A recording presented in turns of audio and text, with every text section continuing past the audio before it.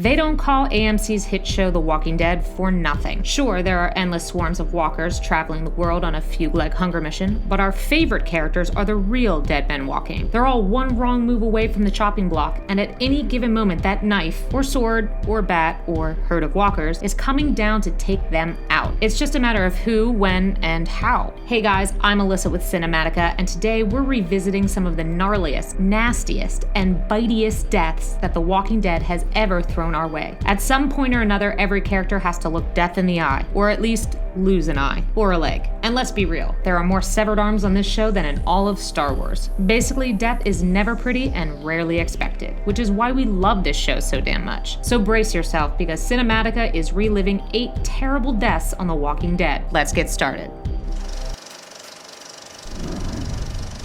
Number 8, the Anderson family. Morbidity level, 4 zombie ears out of 5. During the walker infestation of Alexandria this past season, Rick and the gang pulled the old cover yourself in guts and pretend to be a walker so they can't smell you trick. Oldest one in the book. Young Sam, however, broke the act when he started to think back on Carol's maternal words of wisdom. The walkers are going to kill you, you powerless child. This sent him directly into a distinctly unwalker-like frenzy as he called for Jesse, which then got the attention of the Horde in the process. They tag-team devoured Sam in one of the most disturbing, non-child-friendly moments since Sophia's zombification in Season 2. Honorable death mention to Sophia. To instantly follow it up with the death of Jesse, who we guess Rick was having some kind of fling with, but we're totally Team Hershel, so whatever. Just up the death ante to levels that would make even a Walking Dead veteran viewer go, good gracious Ignatius. Just a warning, this is not the only child death on this list, and not the only one that Carol has had a hand in. So stay tuned. Number 7, Shane. Morbidity level, 2 zombie ears out of 5.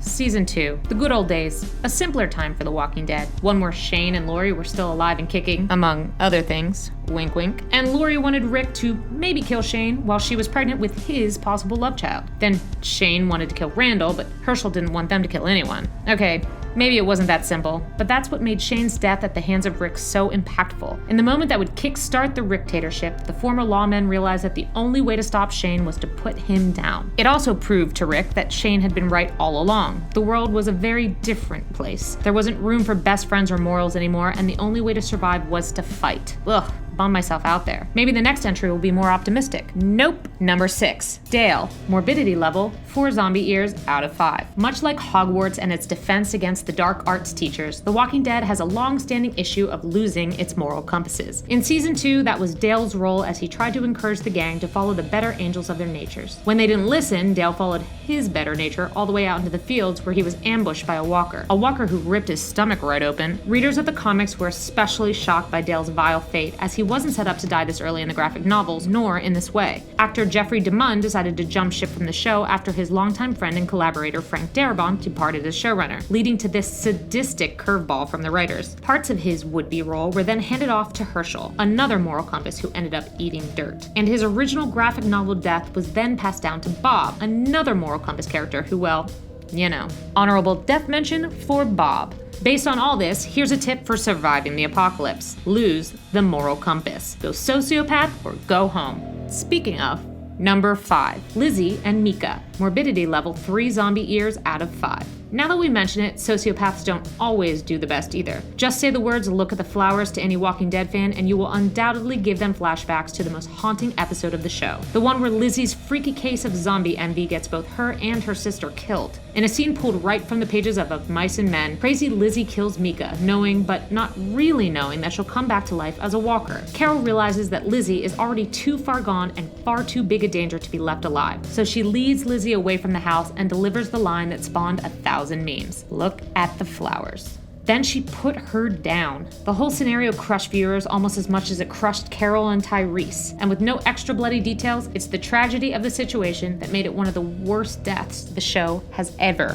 offered. Number 4, Glenn. Just kidding. Morbidity level, 4.5 zombie ears out of 5. Okay, let's do a fun one, shall we? Intestines. Who likes intestines? There's a whole bunch of them up for grabs in what is perhaps The Walking Dead's most infamous death scene, Glenn's. Well, it was actually Nicholas's, but we didn't know that for a while. It happened when the two were getting the high ground from some seriously hangry walkers in season 6. They climbed on top of a dumpster for safety, slow clap guys, that's one genius hiding place, only to find themselves totally surrounded. Nicholas took the only way out he could find, through the barrel of a gun, then Humpty Dumpty had a great fall, taking Glenn down with him. All the king's horses and all the king's men couldn't put Humpty together again because they were eating his entrails. Of course, this visual trickery was meant to lead viewers to believe that it was Glenn who became a Walker KFC bucket, especially when they struck Stephen Yun's name from the intro sequence. Obviously, the intro sequence is all-knowing, you guys. It would never lie. Well, just a few episodes later, it was revealed that Glenn survived by using Nicholas as a human meat shield, then rolling under the dumpster. Damn, if only the other characters on this list had known to hide under dumpsters, then everything would be fine. Also, note that this is the second time Glenn has seen one of his allies torn apart right before his eyes. The first time is coming up, but before that, number 3, Hershel. Morbidity level, 3.5 zombie ears out of 5.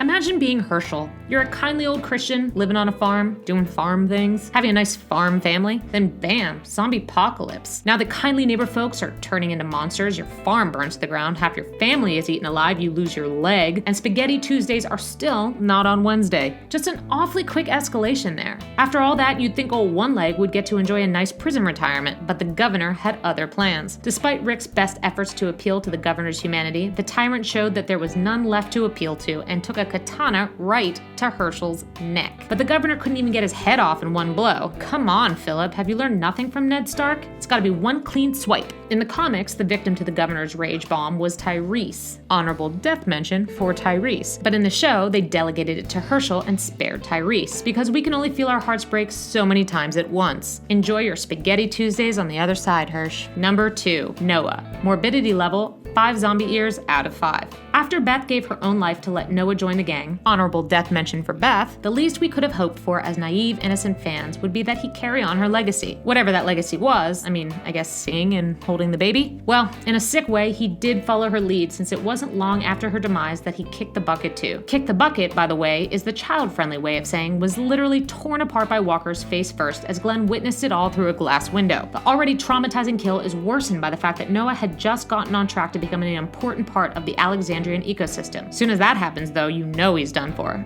Done. The scene is so gruesome that actor Tyler James Williams actually told his loved ones not to watch that part of the episode, since no one's got to see that. Especially Glenn, who has to deal with the an awful lot. In the end, all we can do is find solace in the fact that it was Noah who suffered this terrible end and not someone we really cared about, like Daryl or Glenn. Oh, speaking of, number 1, Negan's victim. Morbidity level, all the zombie ears. Finally guys, number 1. The absolute worst, most awful, shocking, controversial, disgusting, did we mention awful? Death of the entire series, of the entire show that is AMC's The Walking Dead. This is the moment you've all been waiting for. The worst way to die on The Walking Dead is whoever it was that Negan killed. We don't actually know yet who died. The dead pool from around the internet points to Daryl or Glenn. Glenn again? Or perhaps it was just some unlucky cameraman. We won't know for sure until next season, though there's a good chance that whoever goes down will hold the title of the number 1 worst death by far. Apparently, Greg Nicotero and his team have been experimenting with a, quote, crazy exploding head test, end quote, which I wouldn't call good news for whoever bit the bad. Plus, those sound effects alone made us gag. We'll have to wait to see how morbid it gets, but the anticipation alone is already killing us. Get it? Thanks for watching Cinematica's 8 terrible deaths on The Walking Dead. Which death do you think was the worst? Who do you think will die next? Let us know in the comments. And if you like this video, be sure to check out some of our other videos by clicking the annotations or links in the description. We have new videos dropping every week, so let us know what you want us to cover next. And if you like getting more from your movies and TV, subscribe to Cinematica, where we help you watch smarter.